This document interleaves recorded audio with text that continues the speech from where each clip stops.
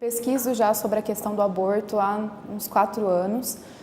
Defendi minha dissertação de mestrado sobre aborto e direitos reprodutivos no serviço social. Defendi essa dissertação de mestrado esse ano. O que essa pesquisa, o que esse tempo de pesquisa me permitiu verificar? A minha pesquisa eu fiz com assistentes sociais que atuam em diversas políticas públicas. Por que eu gosto de reforçar isso? As assistentes sociais elas estão atuando em várias políticas públicas, saúde, educação, assistência social, e nessas políticas uma característica que a gente tem é que as assistentes sociais atendem na sua maioria mulheres.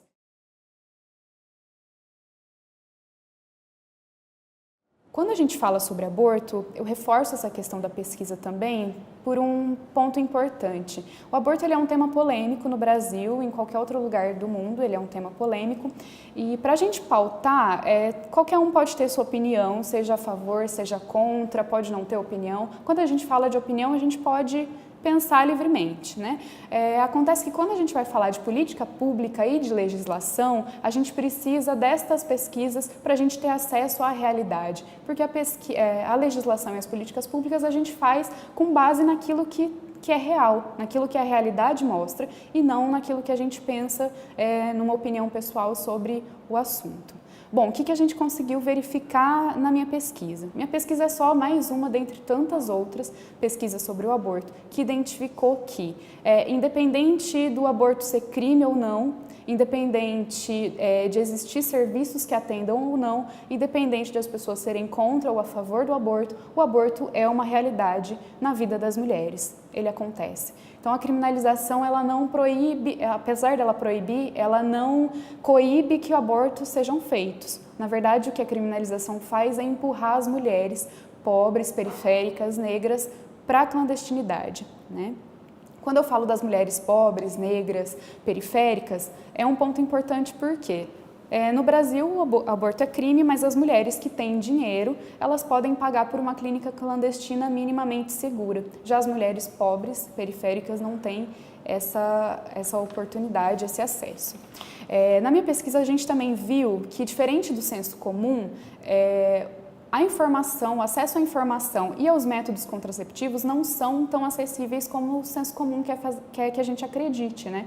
Então, foi bem latente na minha pesquisa e em várias outras também, que apesar da gente ter essa ideia, olhando para o nosso próprio cotidiano, de que, não, mas todo mundo tem informação sobre reprodução, informação sobre método contraceptivo, tem método contraceptivo no posto de saúde, gratuito. Mas não é bem assim, né? O que as pesquisas mostram é que essa informação não é tão acessível assim, não é todo mundo que tem acesso a essa informação e não é todo mundo que tem acesso aos métodos contraceptivos, né? Muitas vezes falta nos postos de saúde, ou então a orientação dada foi uma orientação equivocada ou que a pessoa não entendeu. Então existe tudo isso e isso culmina num cenário alarmante de gravidez indesejada, né? Mesmo que haja informação e que haja esses métodos contraceptivos, isso não é suficiente para impedir que as gravidezes indesejadas aconteçam. Uma outra coisa que a gente percebeu bastante latente na pesquisa é que quando a gente fala sobre aborto, normalmente a gente fala sobre a mulher. E de fato a gente tem que falar sobre a mulher mesmo pela questão da autonomia sobre o próprio corpo, dela poder ter a oportunidade de decidir se sim, se não para uma gravidez. Mas também o que as pesquisas mostram é uma quantidade muito grande de abandono masculino, né? Tanto da mulher grávida, da parceira, como também dos filhos já nascidos. Então, a gente precisa falar sobre aborto, sobre a autonomia das mulheres, sobre o próprio corpo, mas também a gente precisa se perguntar, cadê esses homens? Porque nenhuma mulher engravida sozinha, né? Então a gente tem que se questionar também o papel masculino nesse cenário de gravidez indesejada, de abandono dos filhos, do cuidado exclusivo das mulheres com os filhos e tudo mais. Uma outra coisa importante que apareceu na pesquisa e aparece em outras pesquisas também é que os homens, inclusive, se recusam ao uso dos métodos contraceptivos. Não deixam as mulheres usarem a pílula ou então se recusam a camisinha, as coíbem a fazer sexo sem camisinha, sem proteção. E isso é um dado alarmante também. O que a gente vê hoje? Hoje a gente vê essa discussão num tempo de avanço conservador, avanço da crise econômica, a gente vê que essas pautas polêmicas, elas se fazem mais presentes. Não que não haja conservadorismo, não que não haja uma tentativa de retrocesso nessas pautas, como, por exemplo, o aborto, durante o tempo inteiro. Isso sempre existiu, desde sempre, e o que acontece é que hoje ela está mais forte, porque essas pautas elas são usadas inclusive para questões eleitorais, né? Que é um tema polêmico que ganha voto fácil. Muito por conta também do desconhecimento da população sobre a discussão sobre o aborto, a discussão que a gente faz tanto na academia, nas pesquisas, como nos movimentos feministas e tudo mais. O que a gente vê hoje, esse avanço conservador que eu te falo, às vezes a gente fala avanço conservador, fica um pouco difícil de entender, mas é materializado. Por exemplo, existem vários projetos de lei, vários projetos de emendas constitucionais que querem regredir nos direitos já conquistados das mulheres, por exemplo, o direito ao aborto em casos de gravidez resultante de estupro. Isso é um direito da mulher já desde 1940, né, assegurado pelo Código Penal.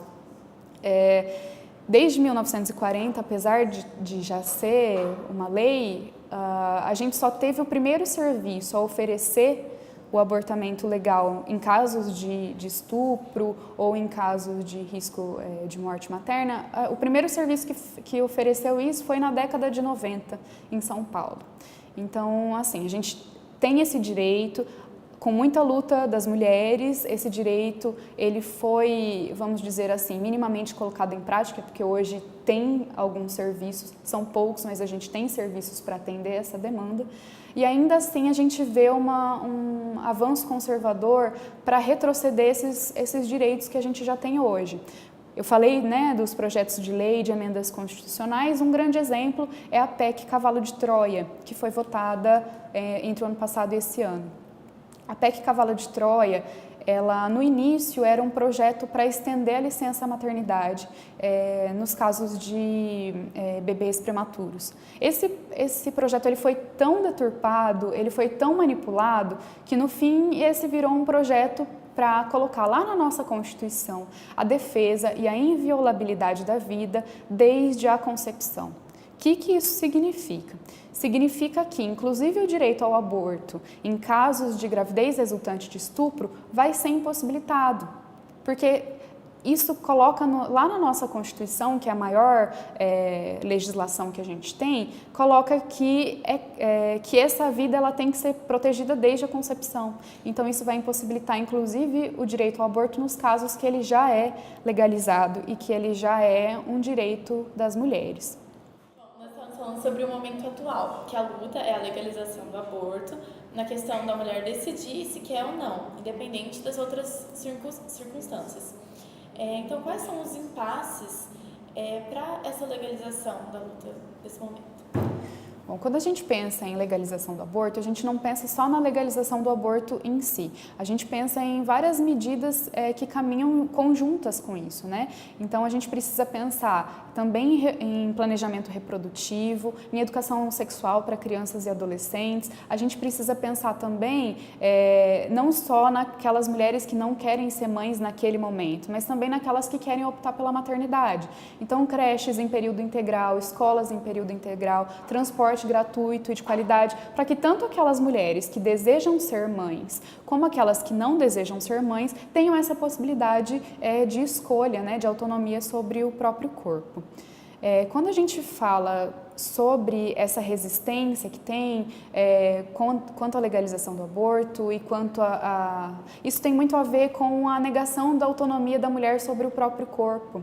Então isso não é de agora, não é recente, isso de anos, né, a construção social do que é ser mulher, do que esperar de uma mulher, sempre nos tirou a nossa racionalidade. Então as mulheres eram colocadas como aquelas que não têm capacidade de racionalidade, que são muito sentimentais, que sempre tem que ter alguém para decidir por elas. Então, quando a gente tem essa recusa no debate sobre aborto, é sobre isso que a gente está falando, né? A recusa é muito mais voltada para a autonomia das mulheres e pela autodefinição das mulheres, segundo o que elas querem fazer, sobre o que eu quero da minha vida, se eu quero ter filhos ou não, do que propriamente quando a gente fala sobre a questão de ser a defesa a favor da vida ou não, né? Porque a gente sabe que as feministas, as pessoas que pesquisam sobre aborto, a gente pensa inclusive nessa questão da vida, porque as mulheres estão morrendo por conta de abortos clandestinos e mortes que poderiam ser evitadas, né?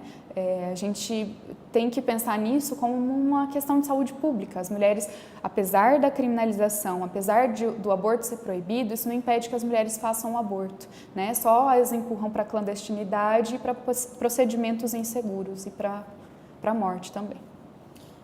Bom, eu acho que é isso, esclareceu bem o tema, né? Falando o que a legalização propõe. Tem algo que eu não perguntei que você gostaria de falar também? Bom, só para ilustrar, para acho que ficar um pouquinho mais fácil de entender, o que a gente fala quando a gente fala sobre a legalização do aborto. 3 nomes que eu gosto sempre de lembrar: Janaína, Jandira e Ingriane. A Janaína, ela foi esterilizada pelo Estado. Então, contra a sua vontade, ela queria ter filho, mas o Estado impediu que ela tivesse filho porque, por uma medida judicial, colocou ela numa sala de cirurgia e esterilizou sem que isso fosse a vontade dela.